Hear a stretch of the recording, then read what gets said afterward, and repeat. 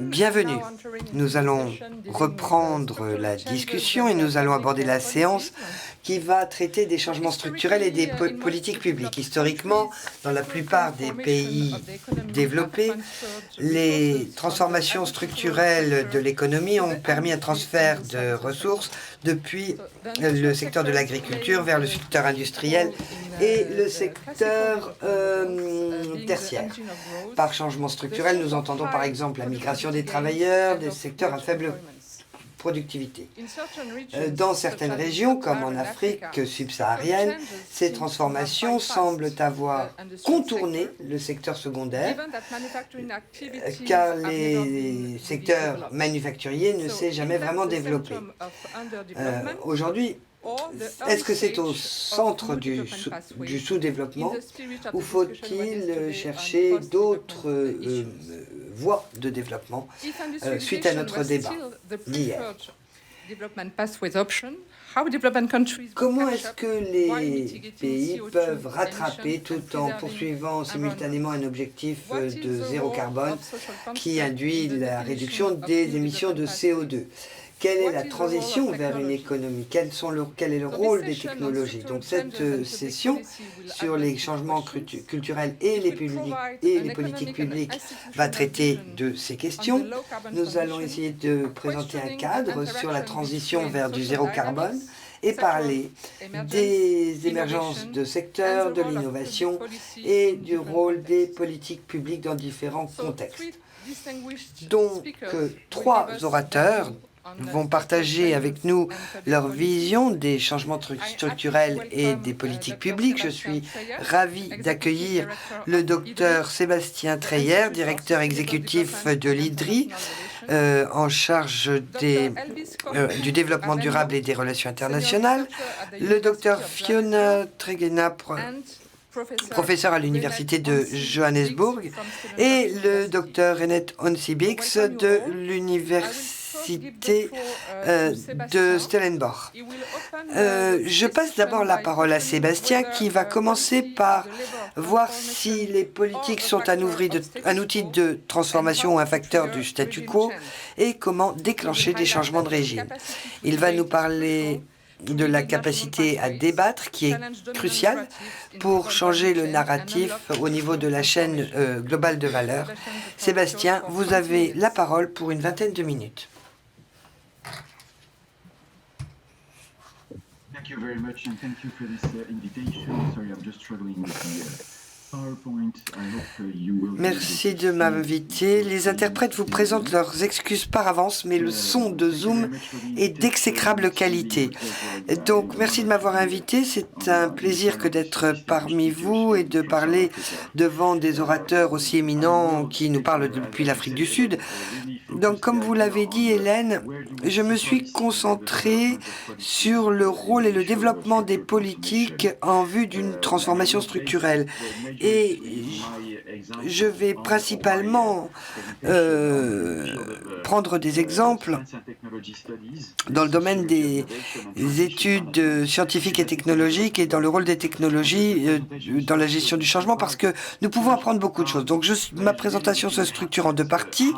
La première partie qui permet de voir comment dans de nombreux contextes et notamment dans les pays industrialisés, les politiques font partie du problème. Je ne suis pas évidemment en train de dire que nous n'avons pas besoin de politique, c'est pas ce que je cherche à dire. Mais les politiques, du moins certaines politiques, et notamment la politique agricole commune en Europe, est une des politiques que nous ne sommes pas en mesure de réformer pour imprimer les changements nécessaires.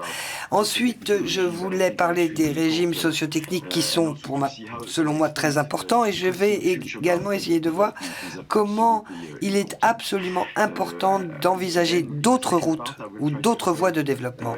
Dans une deuxième partie, je voulais parler de contextes nationaux dans lesquels les politiques sont mal structurées parce que l'appareil d'État est mal structuré et du coup, comment pouvons-nous envisager l'avenir et comment pouvons-nous construire de nouveaux narratifs, de nouvelles récits, de nouvelles voies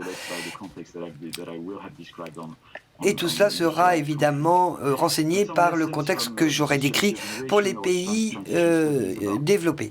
Et ensuite, je voulais parler des technologies et des changements de politique. Cette représentation, enfin ce graphique est souvent difficile à lire, mais je pense que c'est très important parce que cela nous montre les transitions sociales et technologiques et tout cela a fait l'objet de nombreuses discussions dans le cadre des études socio-technologiques. Mais c'est la notion d'un régime social et technologique qui s'auto-renforce, à savoir qu'il y a une dépendance dans les voies technologiques où on continue à produire le même type d'innovation et qu'on se retrouve enfermé dans le même type de solutions et qu'on se retrouve incapable d'envisager de nouvelles solutions parce que tout le régime de l'innovation exclut certaines innovations tout simplement parce qu'il y a ce mécanisme d'auto-renforcement pour tout ce qui concerne l'accès aux ressources financières, comment on influence les normes et la standardisation. Tout cela fait partie du tableau. Donc c'est mon résumé de cette perspective multilatérale de Schott. Et ce que vous voyez ici sur le graphique, c'est que les politiques font partie de ce mécanisme d'auto-renforcement. Et c'est un véritable défi dès lors que l'on se dit que si l'on veut rester dans la limite des ressources de la planète, il y a différents systèmes tels que le système de transport, le système énergétique, les systèmes de production agricole. Tout cela doit être absolument réformé. J'aimerais dire que les politiques existantes font partie du problème. Et la question qu'on doit se poser n'est pas seulement est-ce qu'on peut générer des politiques pour opérer cette transition, mais autre question, dans quelle mesure devons-nous transformer nos politiques pour atteindre cet objectif de soutenabilité? Et là, je parle de transformation structurelle de manière très polysémique, à savoir que ici, dans cette conférence, on parle de transformation structurelle de l'économie, mais je suis également convaincu que nous devons restructurer la manière dont nous pensons aux concepts qui nous permettront de gérer cela et que nous avons besoin de changer structurellement les systèmes techniques qui sont au centre de nos économies. Donc, ce que je voulais dire par cette diapo, c'est que nous devons remettre en question les cadres politiques qui existent, mais également comment nous sommes organisés autour de ces politiques, car tout cela est au centre et nous empêche de faire évoluer notre système. Donc, tout ceci, c'est très présent dans le contexte néerlandais et je voulais dire que ce que l'on sait des transitions passées, c'est ce qu'on a appris des transitions passées, ce qui veut dire qu'on n'a pas forcément de solution pour piloter les transitions. Mais quand on parle de gestion des transitions, si l'on veut enclencher un changement de régime, il faut non seulement gérer les transitions, mais également faire deux autres choses.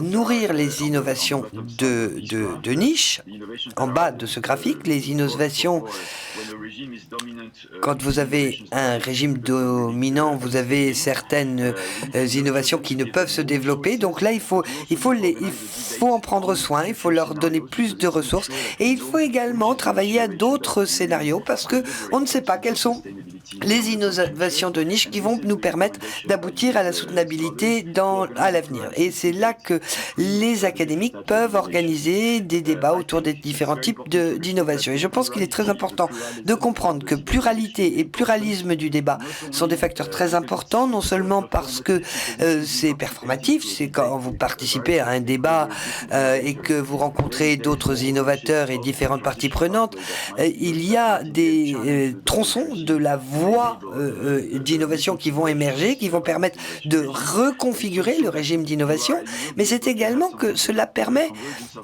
de faire converger des aspirations pour voir comment les innovateurs, les parties prenantes réfléchissent à l'avenir à long terme. Et un débat pluraliste permet de mettre à jour des controverses et des désaccords, mais parce qu'on a un débat pluraliste, c'est le meilleur moyen de convaincre les investisseurs. Maintenant, dernier élément que je souhaitais mettre sur la table, dès lors que l'on parle des leçons, des enseignements tirés des études sur l'innovation, notamment dans les économies développées, c'est très bien de dire qu'on va avoir un débat pluraliste, hein, mais on a des déséquilibres de pouvoir entre les différents avenirs ou les différents futurs. Vous avez des futurs dominants, et si vous regardez les travaux de Pierre-Benoît Joly, on voit que les voies vers l'innovation sont très efficaces pour faire taire certains types d'innovation.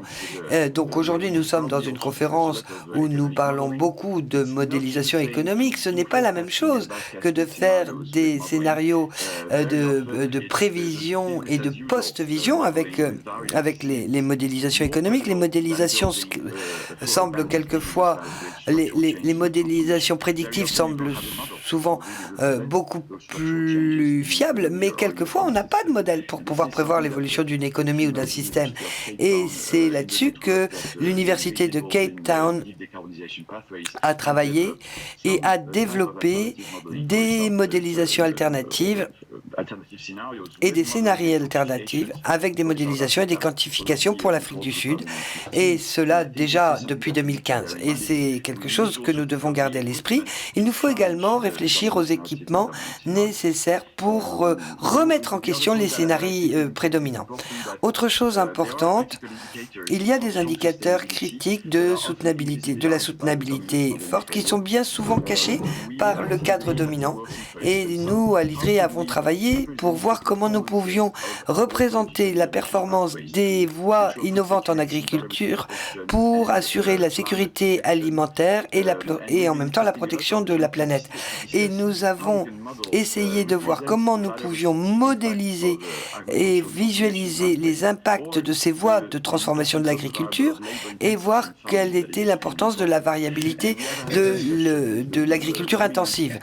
Et donc on a mis au point un modèle d'évaluation intégrée et qui malheureusement ne peut pas représenter la biodiversité comme étant l'un des facteurs intégrés à ce modèle. Donc, le débat, c'est de savoir comment nous pouvons retravailler sur ces indicateurs et les remettre sur la table, simplement pour que l'on puisse en rediscuter dans le cadre d'études d'évaluation intégrée ou pour essayer d'améliorer les cadres et les modèles. Donc on a des asymétries dans la charge de la preuve et la charge de la crédibilité.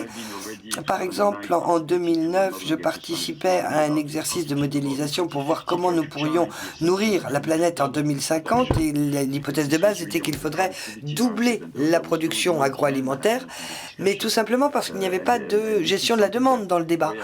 Et c'est là, à mon avis, que on peut...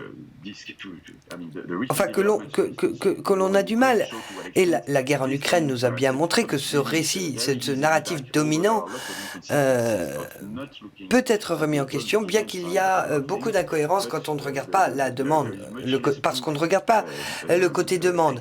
Mais par contre, on attend beaucoup moins d'éléments de preuve de la part de ces personnes qui disent qu'il va falloir doubler la production pour nourrir la planète d'ici 2050. Donc, ça c'est la fin de ma première partie. J'en arrive à ma deuxième partie et il me reste grosso modo 5 minutes, j'en suis désolé. Donc, le gros problème, c'est comment est-ce qu'on remet en question le régime actuel et ses politiques. Eh bien, pour ce faire, il faut soutenir le développement de contre-scénarios, de contre-narratifs, pour construire des récits crédibles et pour pouvoir en même temps naviguer le contexte politique existant pour identifier les fenêtres d'opportunité.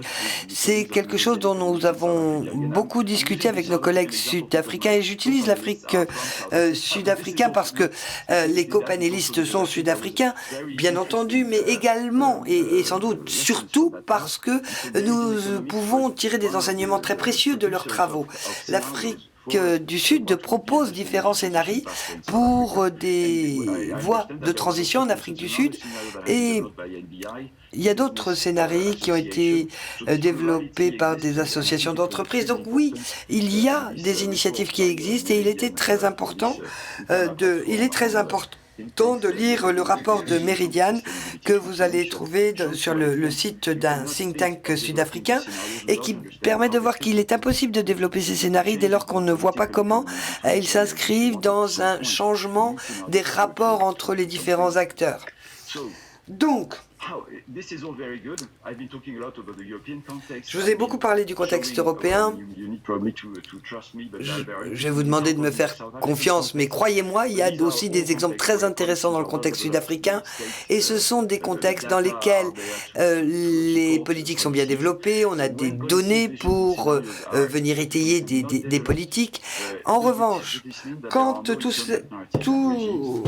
cela n'est pas développé, est-ce que ça veut dire qu'il ne peut pas y avoir de régime politique?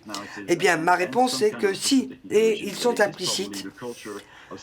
Par exemple, on a partout une culture du service public et des politiques de service public. Donc, si l'on veut permettre un débat pluraliste sur l'avenir, on sait qu'il va falloir envisager d'autres voies de développement, et que du coup, il va falloir créer une vision de l'avenir d'un pays tout en explorant de nombreux scénarios. Donc, bien entendu, on a besoin de plans de développement nationaux avec des données, des statistiques, des modélisations qui sont en mesure de présenter la transformation structurelle dont on est en train de parler, mais on a également besoin d'une expertise indépendante pour alimenter ce débat sur les scénarios à long terme, et on doit également envisager tous les risques de transition, etc. La voie vers la décarbonation dont j'ai parlé et qui fait l'objet d'un rapport de l'Université de Cape Town qui date de 2015 a permis le développement de tout un exercice au Sénégal, qui a permis d'envisager comment opérer une transition énergétique au Sénégal. Donc c'est tout un débat qui s'est instauré avec comme objectif de mettre sur pied des partenariats pour une transition énergétique équitable au Sénégal. Et au Sénégal, on voit un débat pluraliste sur le rôle du gaz. Bien entendu, il y a beaucoup de pression politique et économique, donc le calendrier du changement est également très important. Maintenant, dans des contextes dans lesquels on croit que ce que nous devons construire, c'est la vision pour l'avenir, il va falloir remettre en question beaucoup de narratifs et laisser la place au débat. Dans la minute qui me reste, je voulais vous dire combien je pense qu'il est important d'aller au-delà des politiques, parce que bien souvent, ce que nous constatons, c'est que les politiques nationales sont extrêmement importantes, mais que toute la chaîne de valeur régit l'avenir de ces développements, et les points bloquants principaux peuvent venir de la chaîne de valeur elle-même. Et par ailleurs, quand on regarde comme la concurrence entre les États-Unis, l'Union européenne et la Chine qui développent des politiques industrielles, tout cela va avoir des impacts très importants sur les voies de développement industriel en Afrique. Regardez par exemple le modèle de l'hydrogène, de la production d'hydrogène. On sait que ça peut donner que ça peut avoir un impact sur la transition industrielle en Namibie, par exemple. Donc il nous faut bien comprendre ces politiques et voir comment les chaînes de valeur vont avoir un impact. Les chaînes de valeur internationales ne sont pas régies par des politiques commerciales ou nationales. C'est simplement les différentes relations qui s'établissent entre les différents partenaires de la chaîne de valeur qui sont importantes, et c'est là qu'on voit des points dominants. Je pense qu'on ne peut se développer que par et je vous cite quelques facteurs qui sont évidemment très importants, qui sont des facteurs qui sont des narratifs qui prédominent, comme par exemple, on ne peut pas se développer sans réaliser des économies d'échelle, par exemple. Et tout cela, ça veut dire que si on a des emplois industriels en Namibie, eh bien, c'est des emplois qui vont être délocalisés d'Europe. Bon, comment est-ce que tout cela peut être envisagé? Et on parle de l'intensité du travail et pas simplement de l'intensité capitalistique, et on parle des économies d'échelle. Bref, toutes ces discours narratifs doivent doivent être mis en face de nouveaux narratifs et de nouveaux scénarios. Car si l'on veut que les transformations se produisent, si on veut une transformation structurelle, et si l'on veut une transformation systémique de ces régimes socio-technologiques qui sont au cœur de nos économies, comme par exemple le secteur énergétique au Sénégal est un régime socio-technique et nous devons voir comment nous pouvons développer l'accès à l'énergie tout en faisant évoluer le narratif au niveau du système, alors probablement devons-nous nous assurer que nous contextualisons les innovations et que nous contextualisons les débats à long terme et que nous assurons une gestion stratégique dans les pays ainsi qu'un débat pluraliste sur les stratégies à long terme. Donc, dernier point, ces narratifs dominants sont très importants dans un contexte national, mais également au niveau des chaînes d'approvisionnement internationales. Et nous devons nous assurer que les opérateurs nationaux soient considérés comme des innovateurs eux-mêmes dans cette chaîne de valeur, parce que l'innovation vient aussi de leur part. Et c'est très important, c'est ce sur quoi nous travaillons avec nos collègues à l'IDRI quand nous étudions le partenariat entre l'UE et l'Union africaine et que nous essayons de voir pourquoi nous avons tant de déséquilibre dans la puissance économique. Et je pense que ce n'est pas simplement lié aux règles commerciales. Comment est-ce que le Green Deal va être une barrière commerciale pour les exportations de pays africains, mais c'est également fondé sur le narratif. Donc comment pouvons-nous créer des récits ensemble, un narratif avec des chaînes d'approvisionnement qui vont créer plus de capacités pour l'industrialisation des pays africains. Je vous remercie infiniment pour votre attention et je serai ravi de poursuivre le débat avec vous tout à l'heure. Merci. Merci beaucoup, Sébastien. Il vous restait d'ailleurs encore 50 secondes. Alors, vous auriez pu l'utiliser. Merci beaucoup de nous rappeler que les changements structurels ne touchent pas que l'aspect économique, mais sont bien plus holistiques. Cela fera résonance avec d'autres présentations. Je vais à présent donner la parole à Elvis Avenio, chercheur au Centre pour la concurrence, la réglementation et le développement économique au sein de l'Université de Johannesburg. Ses recherches se concentrent sur le développement économique en se penchant sur l'innovation, les marchés du travail, le comportement des entreprises avec un accent placé sur les pays en développement. Il va se pencher ici sur la question de la restructuration dans une perspective industrielle en Afrique. Elvis, la parole est à vous. Vous avez 20 minutes. Merci beaucoup, Hélène. Merci de cette présentation. Et bien sûr, merci à Fiona de m'avoir donné la possibilité de partager certains de nos travaux avec les participants et participantes à cette conférence.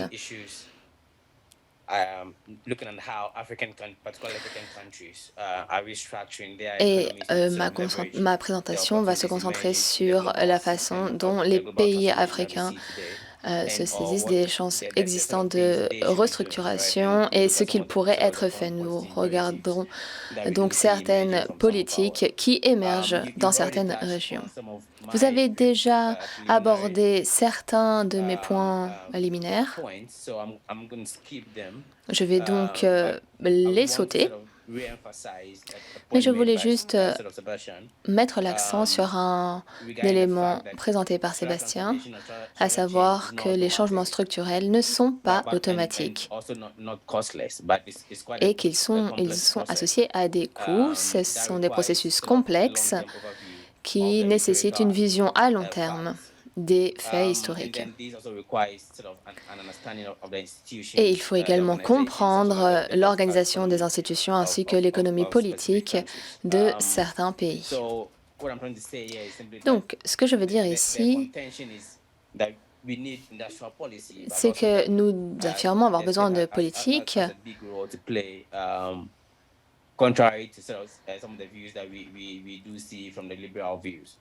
mais qu'il faut également adopter une vue qui s'oppose à la vue traditionnelle libérale.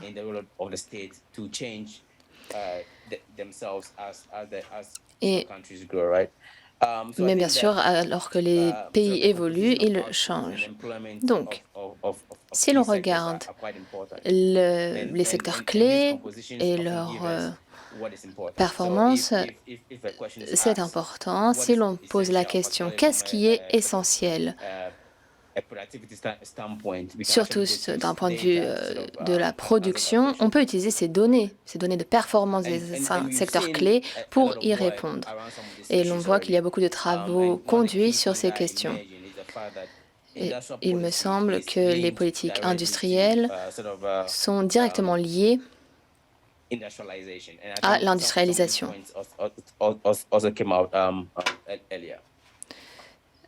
Un point qui a déjà été mentionné auparavant. Donc, je pense que nous connaissons tous les enjeux associés à l'industrialisation et les approches industrialistes mettent l'accent sur le rôle clé joué par l'industrialisation dans le développement des pays et soutiennent généralement l'investissement technologique. L'histoire nous a appris, particulièrement dans les pays les plus avancés et dans les pays plus récemment développés, particulièrement en Asie de l'Est, que ce sont les voies qui ont été adoptées. Mais il y a cette question de rattrapage.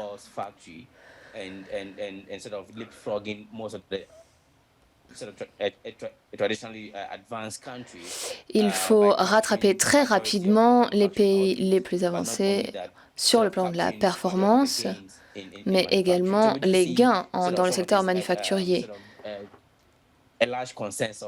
Donc il semble y avoir un consensus très partagé sur le rôle joué par l'industrialisation. Mais une autre question clé émerge régulièrement. En Amérique latine, en Afrique, pourquoi des pays émergents ont du mal à se transformer ou ont du mal à mettre leurs économies sur la voie d'une industrialisation plus durable et plus soutenable? Bien souvent, c'est parce que la production n'est pas prise en compte et qu'on se tourne plutôt vers un échange de biens et services. Ici, vous voyez un historique de ce qui s'est passé après la Seconde Guerre mondiale en Europe avec le plan Marshall, qui a aidé à la reconstruction de l'Europe, particulièrement de l'Europe occidentale. Mais on voit également que la plupart des pays africains ont mis l'accent sur le rôle des politiques industrielles pour leur propre développement. Mais on voit bien, en raison de facteurs internes comme externes, que certaines politiques néolibérales ont vu le jour. Elles mettent l'accent sur l'échange de biens et services. Et certaines politiques gouvernementales dans certains de ces pays ont tout simplement échoué. Ce qui a donc conduit ces politiques libérales à parier sur des programmes d'investissement, par exemple, et qui a fait opérer un glissement entre des politiques portant sur l'industrialisation vers des politiques portant sur les échanges.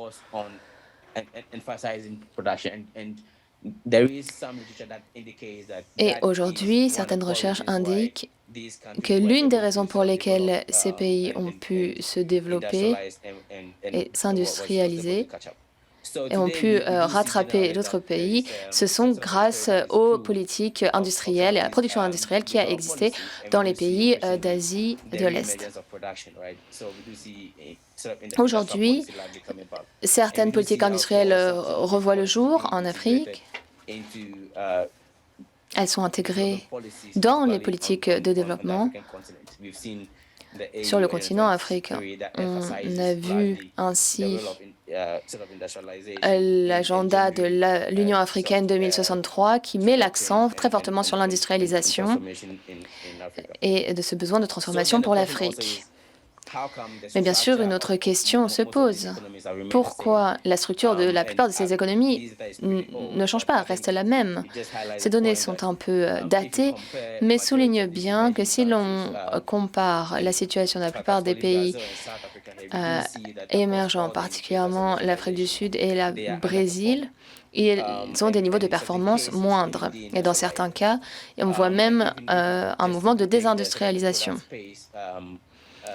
Donc, et ici, si l'on prend le concept de l'espace de produit, on voit bien que les pays les plus industrialisés en Afrique, il s'agit de l'Afrique du Sud, est moins connecté lorsque l'on regarde les liens existants entre ces produits, mais est également moins concurrentiel. Et la structure même en Afrique du Sud n'a elle-même pas beaucoup changé. C'est toujours une économie qui est très dépendante des minéraux et matières premières, mais on voit bien également que la structure démocratique elle-même n'a pas beaucoup changé. Elle est restée plus ou moins la même. Donc, cela soulève vraiment des questions fondamentales, particulièrement aujourd'hui, alors qu'il y a ce besoin urgent d'industrialisation, tout en prenant en compte certaines des questions autour du changement climatique, bien sûr.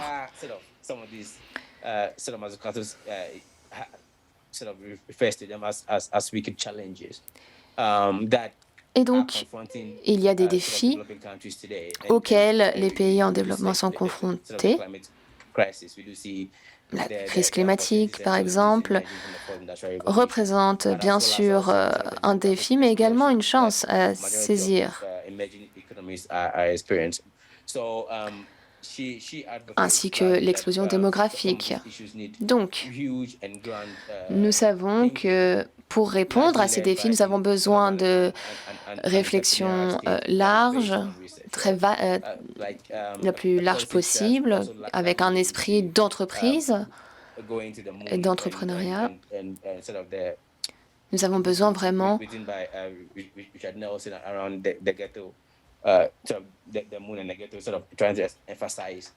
de mettre en place des politiques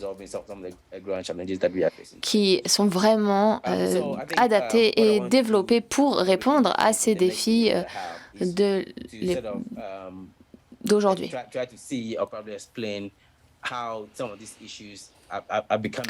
Et donc, j'essaie de présenter pourquoi est-ce que ces défis peuvent représenter un dilemme pour les économistes. D'une part, par exemple, il faut industrialiser, mais d'autre part, il faut le faire de manière soutenable, bien sûr. Et nous, on voit bien ces dilemmes qui se reflètent dans la plupart des politiques que les pays en développement doivent mettre en place aujourd'hui. En Afrique du Sud, nous savons bien que la plupart de son électricité est produite grâce au charbon. L'Afrique du Sud est également aujourd'hui confrontée à un véritable problème de pénurie en électricité. Donc, vous voyez bien que les questions ne sont pas simples. Avec Fiona, nous travaillons à un article sur lequel nous essayons de voir si l'industrialisation peut avoir des répercussions sur le changement climatique en regardant, par exemple, les émissions ici.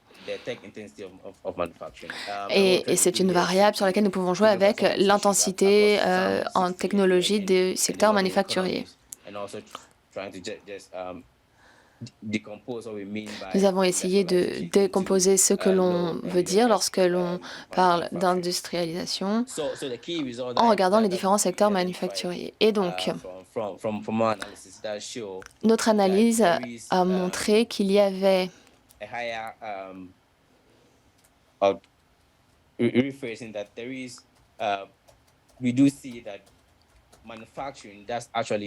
nous voyons effectivement que le secteur manufacturier peut avoir des répercussions sur l'environnement et que le niveau de technologisation de ces secteurs manufacturiers est important.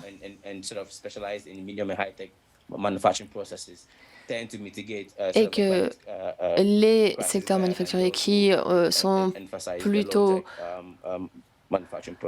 qui reposent sur des processus high-tech ont tendance à mieux réagir face aux problèmes causés par les changements climatiques que les secteurs manufacturiers plus low-tech.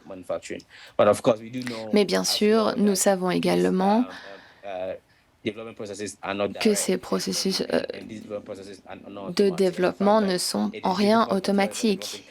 Il est difficile, particulièrement pour les pays en développement, de se spécialiser dans certains de ces secteurs en raison de l'investissement qui est nécessaire pour pouvoir développer ces secteurs ou ces processus manufacturiers. En conclusion, il me semble important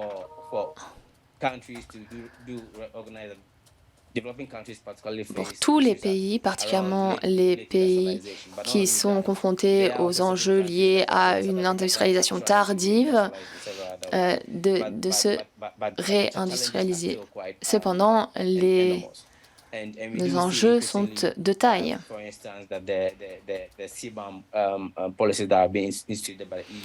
Nous savons, par exemple, que les politiques développées par l'Union européenne pour essayer d'atténuer le changement climatique peuvent avoir des répercussions sur des industries qui peuvent générer de la croissance dans nos pays.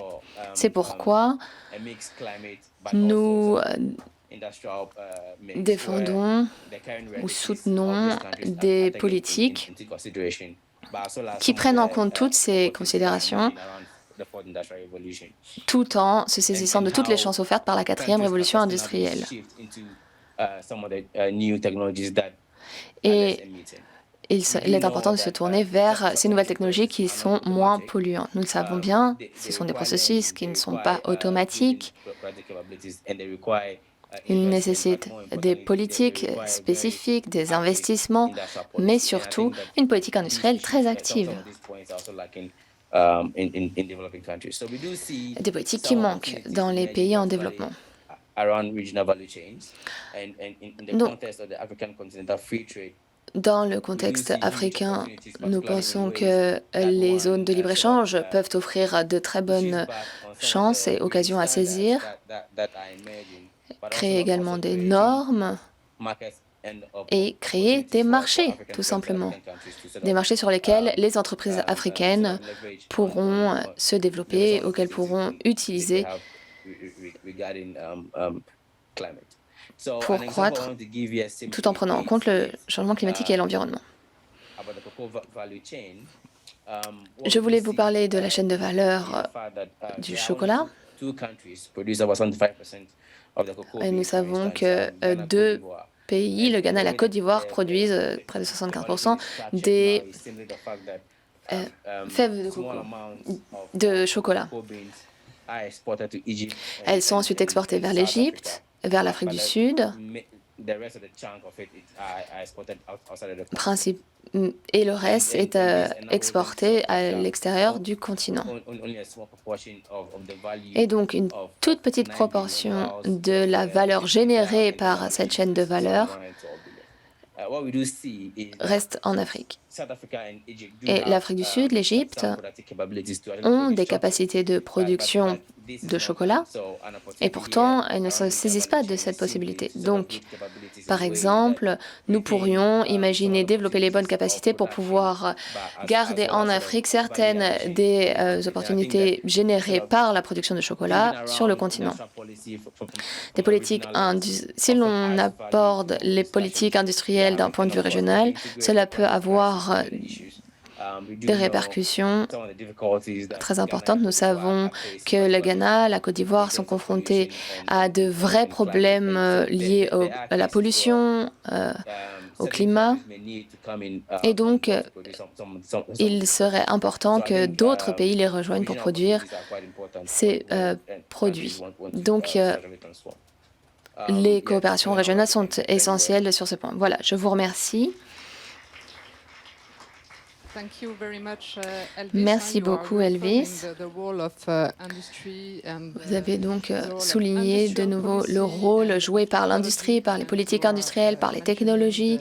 Vous avez fait référence à la façon dont les chaînes de valeur sont constituées, ce qui a fait écho à ce que Sébastien avait déjà souligné. Je tiens à vous rappeler à tous et à toutes, notamment les personnes à distance, que vous pouvez poser vos questions en ligne et nous aurons une session de questions-réponses à la fin de nos présentations. Je vais à présent donner la parole à Dr. Renette Onsi-Binks. Elle est titulaire d'une chaire de recherche sud-africaine sur les systèmes socio-écologiques et résilience. Elle est co-directrice du Centre des systèmes complexes en transition à l'université de Stellenbosch et elle est également chercheuse au Stockholm Resilient Center. Elle travaille également dans un centre qui travaille sur la façon dont une bonne ère anthropocène pourrait fonctionner et elle va à présent présenter cette initiative. La parole est à vous pour 20 minutes. Et nous sommes un peu en avance, donc vous pouvez même faire une présentation de 23 minutes si vous le souhaitez. Encore une fois, les interprètes vous présentent toutes leurs excuses, mais le son Zoom est absolument exécrable, donc nous ferons ce que nous pouvons.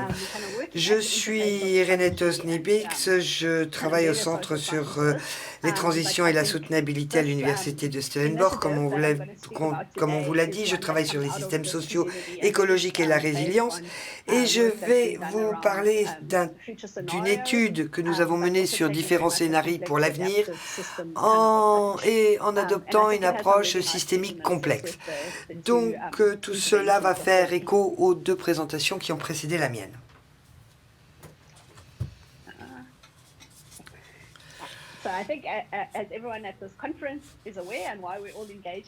Donc, la raison pour laquelle nous participons tous à des débats tels que ceux qui sont l'objet de cette conférence, c'est que la manière dont nous abordons les thématiques de développement sont non soutenables. Et nous avons tous pris conscience que nous devions opérer des changements transformateurs pour traiter de défis qui sont beaucoup plus interconnectés.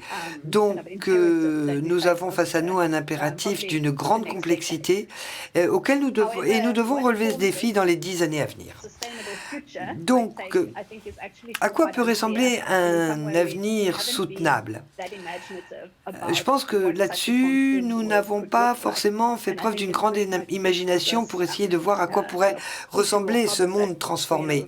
Et bien souvent, nous nous retrouvons piégés et ne faisons que faire évoluer la manière dont fonctionne le monde aujourd'hui, plutôt que d'avoir une vision véritablement transformative du monde de demain.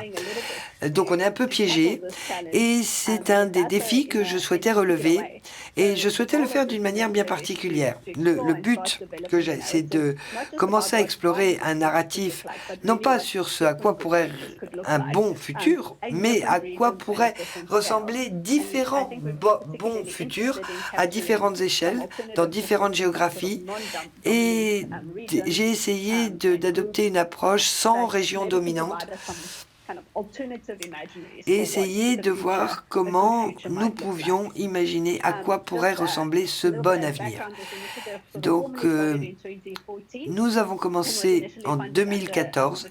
Notre programme a été financé dans le cadre de l'initiative Future Earth, mais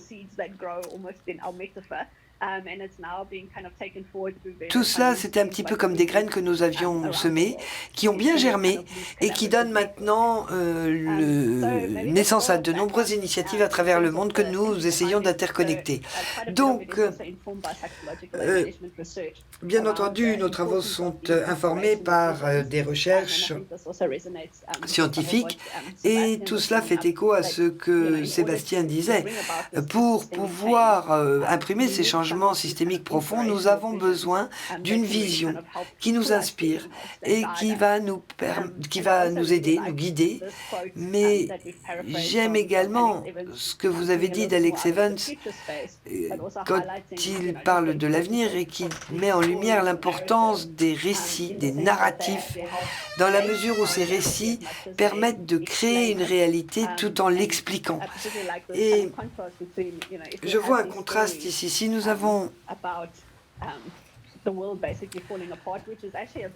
des récits sur le monde qui est en train de s'effondrer, qui est un narratif et un récit très dominant à l'heure actuelle, à ce moment-là,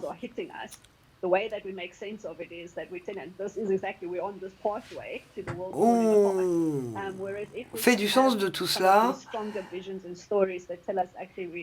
en développant des narratifs plus puissants et des visions plus puissantes, en nous disant « Ok, en ce moment c'est dur, et la voie n'est pas un long fleuve tranquille, car nous devons imprimer des changements structurels profonds, mais cela va nous permettre de générer des changements qui vont nous permettre à leur tour de créer l'avenir. Donc c'est en quelque sorte un processus de co-création complexe et difficile, co-création de l'avenir, et nous devons nous embarquer, nous devons prendre part à ce travail, même si nous ne savons pas exactement à quoi ressemblera cet avenir. Donc dans le cadre de notre projet, nous avons réfléchi sur la magnitude du changement et nous avons également réfléchi au trajet vers un avenir plus durable, donc qui ne puisse se satisfaire de simplement améliorer à la marge le système et les valeurs avec lesquelles nous vivons aujourd'hui. Donc je voulais mettre en avant le fait que pour faire face aux défis qui sont en face de nous, des défis énormes, des défis sociaux, des défis environnementaux, nous avons besoin de totalement restructurer nos sociétés. Et c'est quelque chose de tout à fait fondamental. Et tout cela va remodeler la manière dont nous comprenons le monde, la manière dont nous voyons dans le monde. Et tout cela va remodeler la manière dont nous faisons des choix personnels et la manière dont nous nous comportons individuellement. Donc, comment est-ce que nous nous concentrons sur ce que nous appelons les graines de l'Anthropocène? Eh bien, kind of in medieval agrarian times in Europe to imagine the present. It's impossible. Aujourd'hui, essayons de nous transporter au Moyen-Âge et de nous dire, on va réfléchir à ce que sera le 21e siècle. Ça aurait été totalement impossible. Donc, nous mettre aujourd'hui en essayant de réfléchir à ce que sera le 22e, c'est impossible aussi. Mais on peut pour autant réfléchir aux changements systémiques profonds qui sont nécessaires, qui sont déjà à l'état de germe dans le système. Et c'est pour ça qu'on parle de ces graines de l'Anthropocène, parce que ce sont des graines qui vont pousser, mais qui vont se combiner différemment, de telle sorte que nous puissions imaginer un autre type d'avenir. Et quand on parle à ces graines ou à ces nouvelles manières de réfléchir, nouvelles manières de faire les choses, nouvelles technologies, nouveaux types d'institutions, ce sont là des choses qui ne sont pas des modèles dominants, qui existent à la marge du système dominant dans lequel nous vivons. Et j'ai pris des exemples à partir de notre projet, parce que bien souvent, dans le cadre de notre projet, nous sommes en train de discuter de ce qui est une graine, ce qui n'est pas une graine, ce qui peut permettre une transformation et ce qui ne peut pas le faire. Et c'est très intéressant. Mais on voit émerger de nouveaux modèles de propriété foncière, de nouveaux modèles de pratiquer l'agriculture, etc., etc. Et je voulais juste passer en revue les changements qui sous-tendent tout cela et vous reconnaîtrez le cadre présenté par Sébastien. Donc nous avons travaillé sur un projet qui combine des transformations sociales et écologiques à une théorie du changement et à des transitions socio-techniques. Donc tout cela nous amène au changement qui s'opère aux échelles micro et macro. Et ce qu'il ne faut pas oublier ou perdre de vue, ce sont les différentes phases de changement. Et quand on parle du changement, on parle souvent de ces petites micro-activités, de ces petites graines qui peuvent inspirer et qui peuvent ensuite faire naître un métanarratif et entraîner un changement systémique. Mais tout part d'expériences sur le terrain. Et ce qui est de bien avec ce projet, c'est que quand on commence à regarder autour de nous, on voit des tonnes d'innovations, de petites expériences qui se produisent, et ces petites expériences permettent de faire grandir un narratif. Mais du point de vue de la théorie des systèmes complexes, pour pouvoir faire les choses de manière, pour que ces méthodes alternatives de faire les choses s'établissent comme étant des modes mainstream ou courants, il faut souvent que s'opère un processus où nos petites graines vont s'intégrer à une constellation de différents autres éléments. Et bien souvent, cela, c'est par une crise d'un régime que l'on voit émerger de nouveaux proto-régimes et que ces méthodes alternatives peuvent être adoptées d'abord au niveau local, puis au niveau national et finissent par s'établir à un niveau plus large. Mais pour autant, les forces dominantes ne disparaissent pas complètement et peuvent mettre le couvercle sur certaines innovations et les empêcher d'émerger pleinement. Donc, quand on parle de transformation systémique profonde au niveau international, on a besoin que ces petites graines puissent germer de différentes manières sur différents terreaux et dans différents endroits. Donc, pour parler du changement, la première composante, c'est identifier ces innovations. Et nous avons organisé des séances de dialogue avec les parties prenantes en Afrique du Sud, mais également dans toute l'Afrique de l'Est. Et ce furent des prises de parole très intéressantes qui ont permis aux parties prenantes de voir quelles étaient les initiatives qui existaient d'ores et déjà et qui nous ont permis de nous rendre compte que y a beaucoup de choses qui sont en train de se produire et qui sont très très inspirantes. Deuxième composante très importante, c'est d'essayer de comprendre comment le changement s'opère et de voir et de créer des espaces où les différentes innovations peuvent s'interconnecter, peuvent se rencontrer. Et nous avons essayé de favoriser tout cela. Et aujourd'hui, nous avons même un projet financé qui essaye de mettre en lien des différentes personnes et différentes initiatives. Ça peut être sur les initiatives alimentaires, pour que les différents acteurs sur la chaîne alimentaire puissent se rencontrer à différents niveaux, à un niveau systémique. Et tout cela donne naissance à ce qu'on appelle un proto-régime, qui est très important pour permettre de réfléchir au changement transformatif. Troisième partie, sur laquelle nous avons passé pas mal de temps, c'est l'expression de vision, de scénario pour l'avenir, avec l'identification des signaux faibles. Alors bien entendu, tout ce que nous appelons nos graines d'anthropocène sont des signaux faibles, mais il y a différents autres signaux faibles qui s'intègrent à ces scénarios. Et nous avons un outil de clé que nous utilisons qui s'appelle les roues du futur, qui nous permet d'identifier ces signaux faibles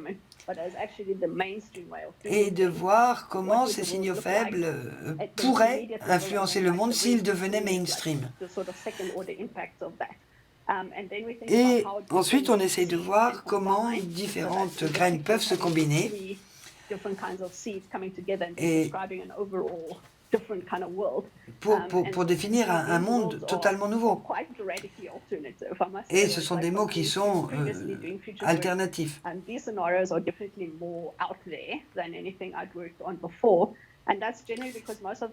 Et tous ces scénarios sont plus élaborés que les autres, tout simplement parce qu'on s'est concentré sur les leviers du changement et sur des forces qui existent aujourd'hui. Donc c'est une façon de regarder les choses depuis les marges et de voir comment les marges pourraient devenir au centre des réalités. Et puis après, on parle des techniques, on parle des gens, on essaye de créer des liens entre les différents scénarios. On rassemble des groupes très divers, très variés, avec des universitaires, des gens qui travaillent au niveau des agences de développement, au niveau de l'ONU, etc., etc. Et ce que l'on voit émerger de ces scénarios, c'est que les gens se disent que les choses sont possibles. Après, les scénarios peuvent être très bizarres par rapport à ce qui existe aujourd'hui, mais les gens commencent à réfléchir à comment est-ce que tout cela pourrait grandir et commencer à changer le monde. Et les choses tout à coup deviennent plus, non seulement plausibles, mais possibles. Dernière chose, c'est que nous avons utilisé ce qu'on appelle un cadre d'horizon totalement dégagé, ce qui permet aux gens, en réalité... Alors, ce qu'on a essayé de faire, tout d'abord, c'est qu'on a essayé de regarder notre petite poche de changement et voir où nos petites graines pouvaient pousser. Et nous avons essayé de voir comment nous pouvions remodeler le monde avec ces initiatives. Ensuite, nous avons essayé d'identifier quelles étaient les manières dominantes de faire les choses aujourd'hui, quelles étaient les dynamiques dominantes, et quelles sont celles qui doivent disparaître pour laisser la place à nos petites graines pour qu'elles puissent pousser. Et ensuite, on a regardé le deuxième horizon, c'est-à-dire un espace de transition, l'espace sans doute le plus intéressant, et on a essayé de voir comment on pouvait croiser ces changements, faire monter en puissance ces changements, tout en faisant reculer les mécanismes dominants et de nous assurer que ces mécanismes dominants ne reprennent pas le pouvoir sur le système et l'empêchent de se transformer. Donc, tout cela, ça nous a apporté beaucoup d'enseignements. On a travaillé sur différents scénarios, non seulement en Afrique du Sud, mais aussi dans l'Europe du Nord, maintenant au Canada et dans d'autres géographies. Et je crois qu'il y a beaucoup de points communs.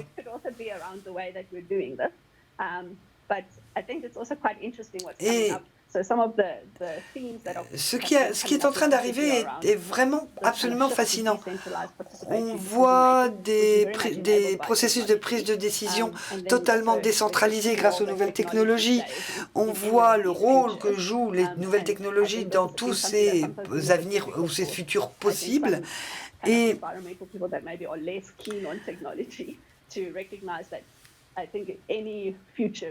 je pense qu'il est important que nous reconnaissions que pour tous les avenirs auxquels nous réfléchissons, les technologies vont jouer un rôle prédominant, notamment parce que les technologies permettent de réduire certains impacts environnementaux.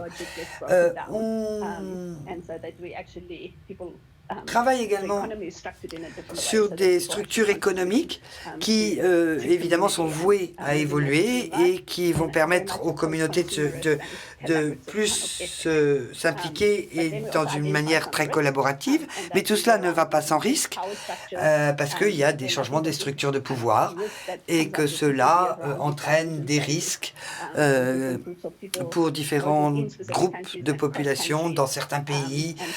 Et on peut voir également comment les technologies peuvent aider, peut contribuer à ce type de polarisation, c'est ce que l'on constate aujourd'hui. Et cela, ce sont les risques associés aux technologies. Et maintenant, on a aussi travaillé avec des philosophes dans notre groupe et qui soulèvent des questions plus profondes sur les défis de l'Anthropocène ou les défis de la soutenabilité et qui nous disent que cela implique que de nouveaux rôles et de nouvelles responsabilités soient définis pour nous en tant qu'humains. Qu'est-ce que cela veut dire que d'être un être humain et que de participer au modelage, à la mise en forme de ce monde dans lequel nous vivons. Donc, différents points sont ressortis de ces travaux et je voulais revenir à ce que disait Sébastien tout à l'heure parce que oui, nous avons besoin de vision du changement, de vision de demain, mais que ces visions doivent s'ancrer dans toute une multiplicité d'éléments. Ensuite, on a beaucoup réfléchi pour voir comment nous pouvions identifier, connecter et soutenir les différentes initiatives qui se produisent déjà pour permettre l'émergence de ces changements transformatifs. Et ensuite, nous avons essayé d'identifier des zones prioritaires et stratégiques qui pourraient ensuite avoir un effet domino, donc le secteur de l'énergie, l'agriculture, et si on évolue sur ces points-là, on aura un effet domino et on pourra entraîner toute une cascade de changements. Et pour conclure, évidemment, il nous faut réfléchir aux forces dominantes structurantes aujourd'hui et réfléchir aux narratifs qui sont des entraves au changement et voir quel type d'intervention pourrait être mise en œuvre pour affaiblir ces forces et ces récits dominants. Et bien entendu, tout cela nous amène au processus de co-développement qui vont nous permettre de naviguer ces voies émergentes et qui vont nous permettre de faire face aux incertitudes liées au changement, parce que tout changement entraîne des incertitudes, et dans un contexte sud-africain, ou également au niveau international d'ailleurs. Comment avons-nous en place des structures qui nous permettent de faciliter l'émergence d'un monde plus égal, parce que pour l'instant, ce que nous voyons, c'est le développement des inégalités. Et voilà, je vous donne maintenant, en vous quittant, l'adresse de notre site web où vous pourrez trouver toutes sortes de ressources. Merci infiniment pour votre attention. Merci beaucoup, merci de cette présentation et de cette initiative qui est vraiment très stimulante et qui peut nous offrir la possibilité d'un changement radical, qui montre comment cette voie peut être réaliste et nous montre également comment l'Afrique du Sud fonctionne, à quel point elle est fertile en initiatives innovantes. Merci beaucoup pour cette présentation, pour ces présentations. Nous allons donc à présent passer à un moment d'échange avec la salle ou les personnes à distance. Je vois que beaucoup de mains sont levées. Je vais donc commencer par 3 questions dans la salle avant de passer aux questions en ligne. Mais vous aurez la possibilité de répondre à ces premières questions. Qui a le micro dans la salle? Étienne?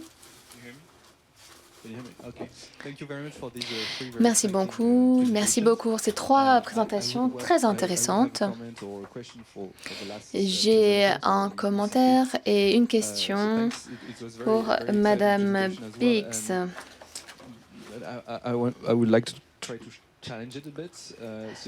Votre présentation était extrêmement intéressante, mais j'ai peut-être une question un peu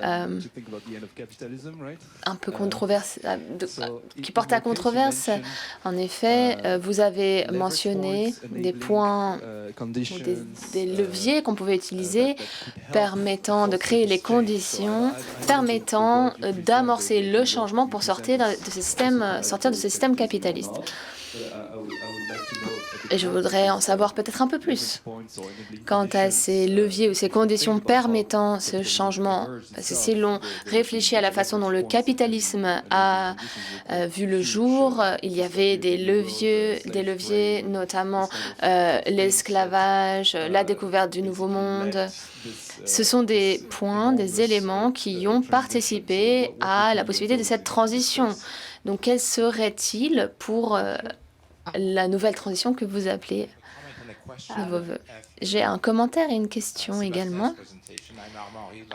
Armand Rio, j'ai travaillé à l'AFD pendant ma carrière et je me concentrais sur le secteur de l'agriculture en Bretagne. Je suis sûre que Sébastien est particulièrement familier de ce secteur.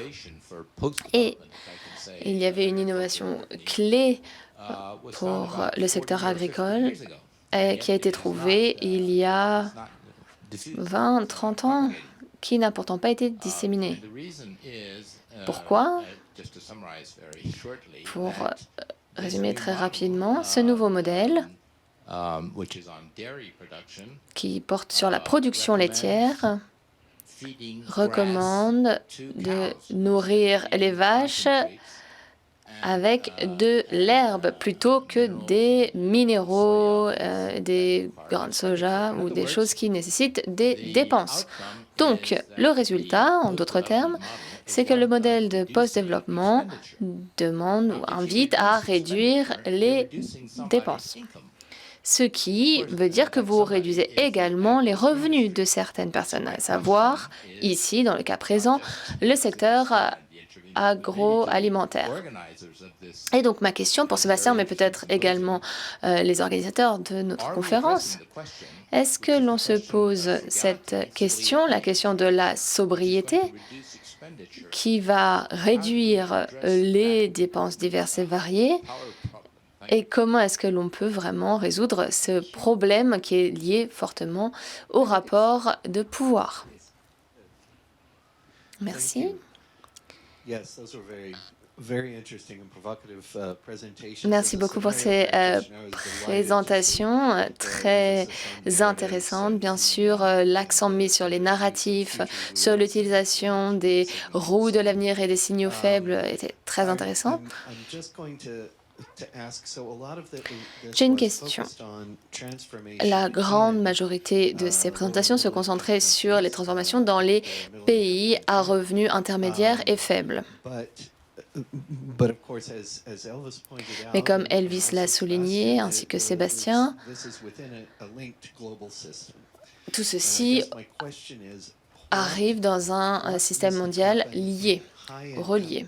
Et donc, ma question est la suivante. Que doit-il se passer du côté des pays à haut revenu pour s'engager sur la voie d'un développement qui permette d'atteindre une vie, un monde soutenable pour tous? Donc, que doivent faire les pays à revenus élevés pour permettre ce développement soutenable pour tous?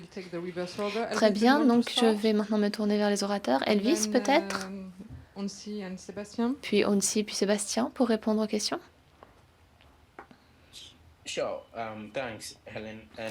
Merci beaucoup, Hélène.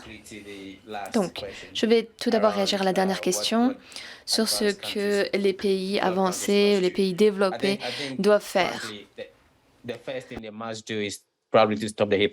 Je pense qu'avant tout, la première étape, c'est d'arrêter d'être hypocrite et être honnête lorsqu'on engage des discussions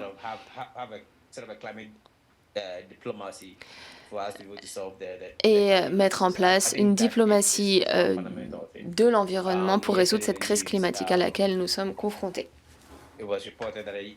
Récemment, nous avons appris que le Royaume-Uni avait donner l'autorisation de l'ouverture d'une mine pour extraire du charbon pour la première fois depuis des décennies. Je pense que c'est une décision hypocrite. Donc, je pense qu'il est important d'avoir la volonté politique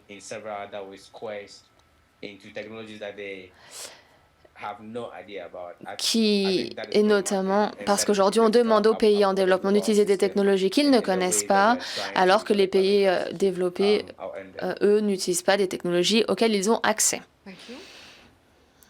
Donc je pense que c'est la première chose à faire du côté des pays développés. Merci beaucoup, Annecy. Merci pour ces questions et discussions très intéressantes. Je vais essayer de répondre à la première sur les leviers et conditions permettant de sortir du capitalisme. Il semblerait que la personne qui posait cette question a peut-être plus d'opinions ou d'avis à partager sur cette question que moi, mais évidemment, nous réfléchissons aux préconditions qui pourraient exister et je serais d'ailleurs très intéressée de partager et d'échanger avec les personnes dans la salle ou qui participent à la conférence sur ces questions. Mais je sais que pendant la crise de Covid-19, en Afrique du Sud, nous avons eu des discussions sur un salaire minimum qui pourrait peut-être aider à restructurer certains des flux au sein du pays afin de s'assurer que personne ne soit exclu du secteur économique. Et il y avait beaucoup de questions donc portant sur l'égalité. Comment peut-on s'assurer d'avoir des trajectoires démocratiques pendant cette transition et que cela nécessite peut-être de changer la façon dont nous allouons les ressources aujourd'hui. Et qu'est-ce que cela veut dire? Parce qu'en réalité, il y a beaucoup de personnes dans nos sociétés qui vivent en marge de la société, qui sont marginalisées. Et donc, il y a des contributions très intéressantes qui se penchent sur les enjeux, les problèmes associés à l'urbanisation dans notre pays. On voit bien qu'il y a que nous ne suivons pas la même trajectoire que d'autres pays qui se sont urbanisés dans le monde. Ce processus d'urbanisation en Afrique du Sud est associé à de larges pans de la population qui ne sont pas accueillis sur le marché de l'immobilier, qui restent complètement en marge, qui sont marginalisés et exclus. Et avoir un accès aux ressources, des revenus stables permettant de construire vos logements, d'avoir accès à l'éducation, ce sont des pistes intéressantes. Mais donc, je serais aussi très heureuse de partager avec les autres orateurs à cette session afin d'avoir leur opinion là-dessus. Et peut-être la dernière question sur les interconnexions entre les différentes régions, les différents points des différentes parties du monde, c'est quelque chose d'essentiel. Nous avons travaillé sur un article plus conceptuel où l'on réfléchit à une trajectoire mondiale qui nous permettrait à tous de nous lancer sur un développement soutenable pour tous.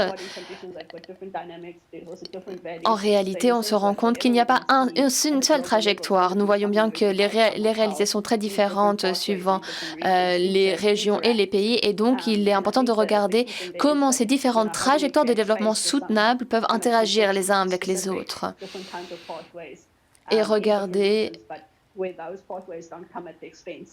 comment est-ce que ces différentes trajectoires ne sont pas positives pour une région du monde tout en étant négatives pour d'autres parties du monde. Et donc, il faut regarder ce qui se passe à l'échelle mondiale aujourd'hui.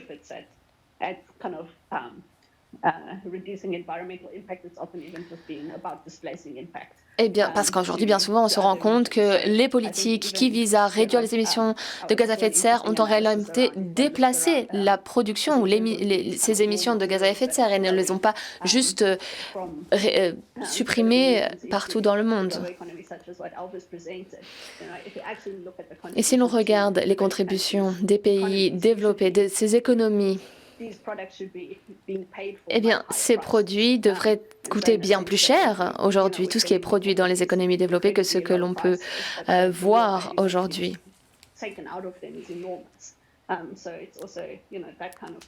Donc voilà, ce sont des choses qu'il faut peut-être remettre en question également et réfléchir aux dynamiques existantes, aux dynamiques d'exploitation qui nous empêchent de sortir des trajectoires sur lesquelles nous sommes lancés pour le moment. Merci beaucoup pour ces réponses très complètes.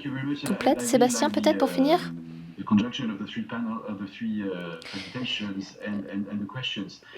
Merci beaucoup pour ces contributions et questions. Je pense que l'un des éléments clés pour les pays à revenus élevés est que nous sommes également en train de repenser nos politiques industrielles ou la façon dont nous abordons les politiques industrielles dans nos économies développées à un rythme extrêmement soutenu. En effet, il existe un conflit aujourd'hui entre le Japon, la Corée du Sud, l'Europe d'un côté et les États-Unis de l'autre, qui nous dit que nous essayons de changer les règles du jeu et que ça ne va pas. Donc cela crée vraiment des relations très difficiles entre les pays industrialisés, ce qui va avoir des répercussions très importantes.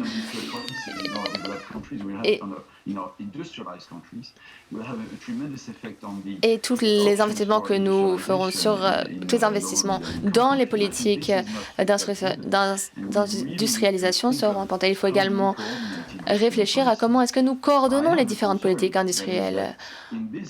Je suis un peu préoccupé par cette concurrence, cette compétition qui existe entre la Chine et les États-Unis. Je dis en termes très simples ici, mais en tout cas, il y aura une très faible marge de manœuvre pour l'Europe pour qu'elle réfléchisse à son propre trajectoire de développement industriel et comment est-ce que cette trajectoire aura des répercussions sur le continent africain. Et comme Elvis, bien, je m'inquiète également des effets d'autres politiques non commerciales, comme les politiques industrielles, qui seront très importantes. Il faut donc les coordonner. Aujourd'hui, lorsque je parle avec différents acteurs européens, j'ai une position très simple. Même si ce n'est que pour des raisons cyniques, vous avez besoin d'une alliance solide, robuste, d'une coopération très forte avec les pays africains. Parce que sinon, nous, Européens, nous allons tout simplement être écrasés par la compétition existant entre les États-Unis et la Chine. Donc il y a quelque chose ici à creuser. Mais pour le moment, il n'y a aucun narratif qui convainc, par exemple, ArcelorMittal, pour qu'ils fabriquent en Afrique avant d'importer en Europe, parce qu'ils veulent que leurs emplois existent en Europe. Et je pense que donc, par exemple, c'est quelque chose sur lequel il faut travailler. Quels sont les types d'emplois que l'on veut créer? Sont-ils les mêmes? Quel est le niveau de technologie que nous souhaitons avoir dans les deux contextes? Parce que lorsque l'on parle de réindustrialisation, cela touche les deux continents ici. Donc la coordination est clé. Si nous voulons vraiment construire ces chaînes de valeur entre nos deux continents et nous assurer que ces chaînes de valeur créent des emplois de chaque côté, il faut y travailler. Autre point. Je suis absolument en accord avec la contribution d'Onsi. Il faut repenser le monde du travail de demain. Et parallèlement, Elvis nous a dit qu'il y avait des points qui étaient importants, qui comptent. Il y a beaucoup de travailleurs dans le secteur agricole qui sont peu payés, qui doivent absolument avoir accès à un emploi décent, bien payé. Et donc, il faut donc également imaginer que nos emplois peuvent jouer un autre rôle dans notre vie, certes, mais il faut nous assurer que millions, voire des milliards de personnes en Afrique puissent avoir accès à un emploi décent dans le secteur industriel. Ce sera clé. Et je pense qu'il y a ici un écart qui peut exister. Il faut penser à la fois à un monde de post-croissance tout en nous assurant que des emplois décents soient générés et créés. Et c'est important lorsque l'on pense aux nouvelles trajectoires d'industrialisation pour les pays à revenus intermédiaires et faibles et intermédiaires. Et il y aura peut-être besoin de changements dans les structures du capital, mais en réalité, je pense que nous avons déjà beaucoup de batailles à mener aujourd'hui, même si il faut penser à... Il y a peut-être cette question de changer entièrement la structure du capital, mais en réalité, nous avons déjà beaucoup de batailles. Le narratif autour de la production, quelles sont les options qui sont plus soutenables, qui ont moins d'intensivité, qui sont moins intenses sur le plan de l'utilisation du capital.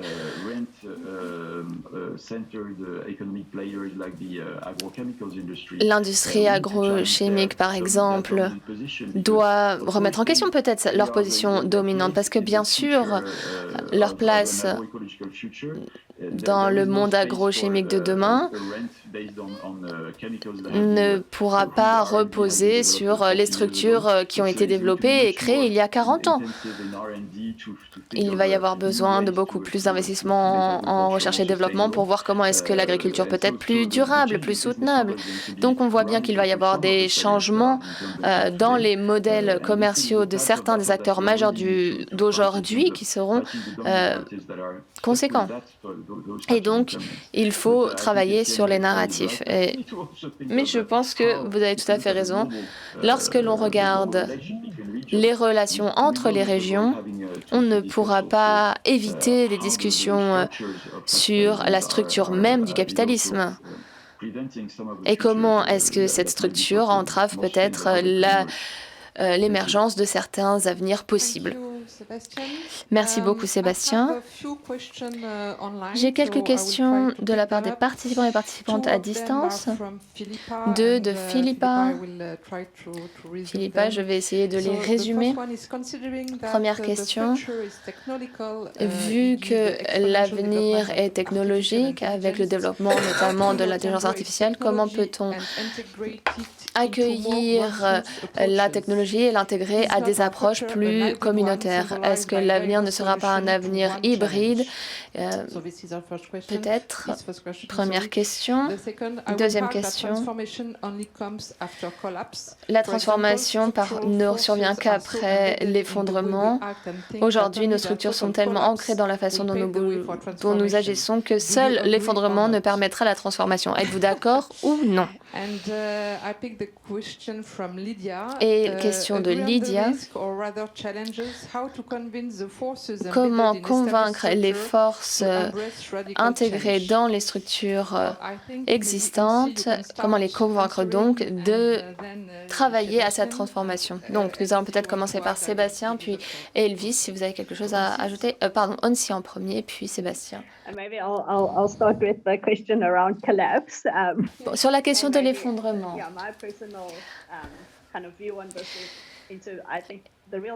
Je pense que les enjeux aux difficultés auxquelles nous sommes confrontés, c'est justement comment entamer la transition sans passer par cette phase d'effondrement, c'est-à-dire comment permettre une transition qui nous permet d'aller dans le bon sens tout en s'assurant que tout le monde ait une bonne vie ou que leur vie s'améliore.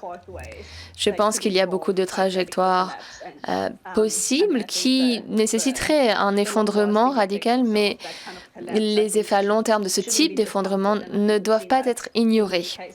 Et dans de nombreux cas, on voit bien que on ne passerait pas simplement par un cycle d'effondrement puis de renaissance, reconstruction, mais en réalité, il y aurait des effets sur le long terme pendant lesquels beaucoup de personnes souffriraient. Donc, je pense que le véritable enjeu aujourd'hui est justement de passer sur une trajectoire autre, en passant par une transition qui sera complexe, compliquée, pleine de turbulences, mais sans effondrement. Voilà pour moi le véritable enjeu auquel nous sommes confrontés. Merci Sébastien. Oui, je ne suis pas sûr de pouvoir répondre à toutes les questions, mais cette question de l'effondrement est tout à fait importante. Et bien souvent, je suis très sceptique. Alors, je pense que ce n'est pas dans la question, mais je suis sceptique par rapport à ces visions de certains acteurs locaux très innovants en France qui disent qu'il n'y a pas besoin de s'inquiéter des structures globales des systèmes politiques parce que le système va s'effondrer de toute façon. Et c'est là que l'innovation locale va prédominer. Et quand on regarde la PAC, par exemple, la politique agricole commune, que nous ne sommes pas en mesure de réformer pour la rendre plus verte, les acteurs locaux nous disent, bon, j'en ai marre d'essayer de la modifier, il faut attendre qu'elle s'effondre et que l'on commence, nous, de notre côté, à construire l'avenir. Donc je ne suis pas en désaccord sur le fait qu'il faille construire l'avenir, parce que oui, c'est très important, mais le système ne va pas s'effondrer. Le capitalisme, c'est super résilient. Et vous avez le livre de Capello qui montre comment le capitalisme est parfaitement adapté pour digérer les critiques qui lui sont faites et ensuite pour continuer à aller de l'avant. Donc, il faut vraiment réfléchir à comment le narratif dominant, les structures dominantes des structures sociotechniques doivent être remises en question. Donc, ça, c'est pour moi un autre argument côté pragmatique. Car un moment d'effondrement serait extrêmement dangereux au niveau des égalités. Donc, je pense qu'il faut viser à l'éviter. C'est très, très important. Je vois également dans les exemples de transition sociotechnique qui ont été mis en avant par des historiens des régimes sociotechniques, je vois qu'il y a des disruptions extrêmement intéressantes qui se produisent et ils font le lien entre technologies telles que l'intelligence artificielle, par exemple, des technologies très importantes parce qu'elles sont très structurantes, avec les changements d'idéologie, de gouvernance, de politique, etc. Et ce qu'il faut voir, c'est comment nos idéologies ont évolué. Mariana Mazzucato, pour moi, ce n'est pas simplement un bon orateur, une bonne oratrice et une excellente universitaire, mais la manière dont elle combine les études sur la gestion et autres types de scénarios, elle fait le lien et elle nous dit qu'il est nécessaire de revenir sur le rôle de l'État, sur l'établissement de politiques, etc. Donc vous avez quelquefois des éléments qui vont modifier la manière dont on regarde les choses et qui peuvent avoir un impact très important.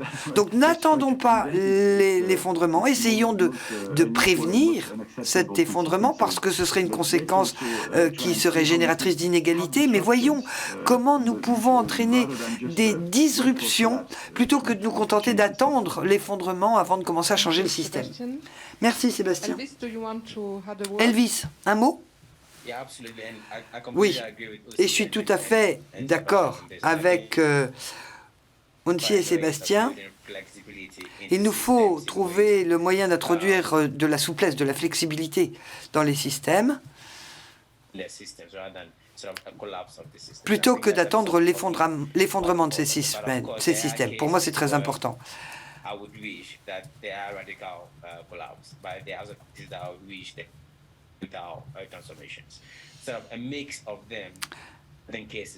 Donc, là, l'interprète prie les personnes qui l'écoutent de bien vouloir l'excuser, mais le son est très haché et impossible à interpréter. Sorry, Elvis, could you repeat your last sentence? We lost you a little bit. Pardon, Elvis, excusez-nous, on vous a perdu. Oui, je disais que dans certains cas,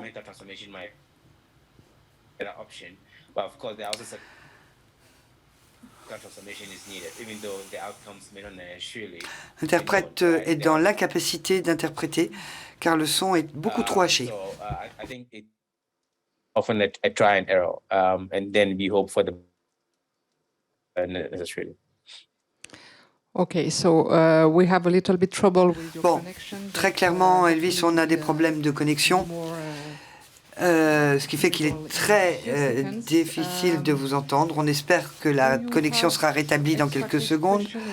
Est-ce que, en attendant qu'on rétablisse la connexion, est-ce qu'il y a d'autres questions dans la salle? Antoine. Merci pour ces débats très intéressants.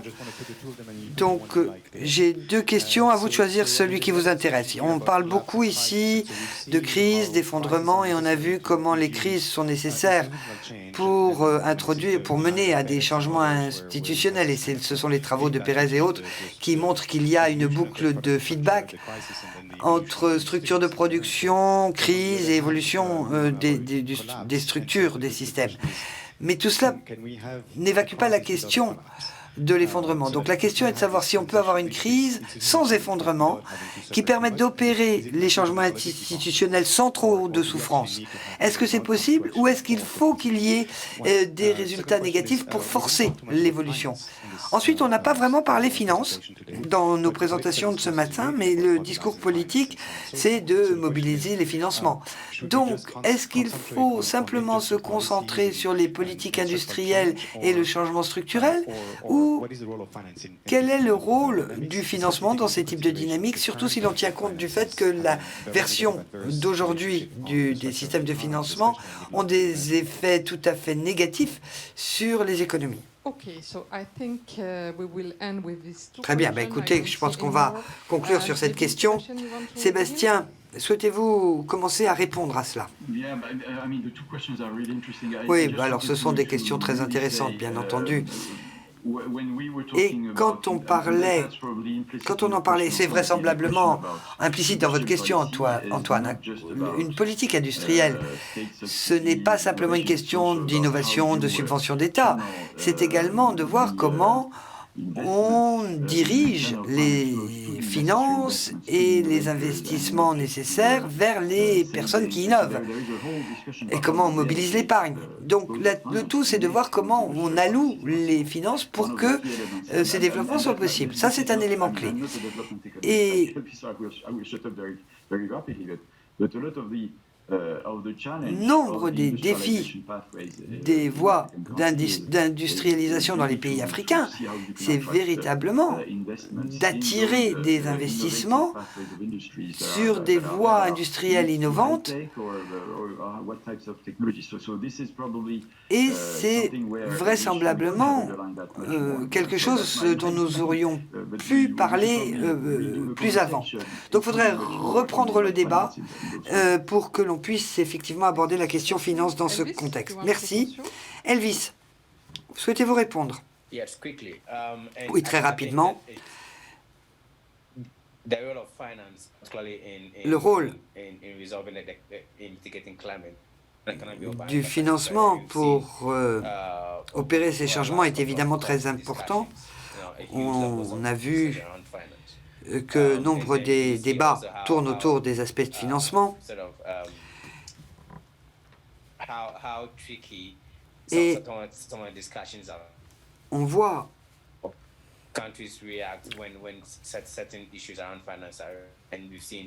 comment réagissent certains pays dès lors que l'on commence à parler financement. Et les discussions sont toujours compliquées. Donc, je pense que oui, l'aspect financement est très important pour résoudre la crise du changement climatique, mais également pour atteindre les objectifs de développement. Et je ne sais pas si cet aspect a été laissé de côté de façon intentionnelle, mais de toute façon, c'était sous-jacent dans toutes nos discussions. Merci, Elvis. Eh bien, vous aurez le dernier mot, aussi. Eh bien, mon dernier mot sera un mot très court. Je voulais dire qu'évidemment, le financement est un aspect tout à fait critique qui ressort dans de très nombreux secteurs. Et c'est critique, mais c'est également un énorme défi aujourd'hui. Et c'est véritablement un espace dans lequel on constate le plus de points bloquants pour essayer de mettre en avant des manières alternatives de faire les choses. Mais la manière dont les financements sont dirigés, évidemment, ça a un effet très important sur les différentes dynamiques qui peuvent se mettre en place. Donc oui, on a besoin d'y réfléchir et on a besoin d'avoir des débats là-dessus. En tout cas, merci pour ce débat passionnant. J'ai beaucoup apprécié d'y prendre part. Merci. Bien, écoutez, nous en arrivons à la fin de notre débat. Merci de nous avoir montré que des changements structurels sont nécessaires, que les politiques publiques sont une voie pour avancer, mais que nous avons besoin également d'avoir des débats autour de la construction sociale de ces politiques. Merci pour les éléments que vous avez partagés avec nous et qui vont nourrir nos réflexions.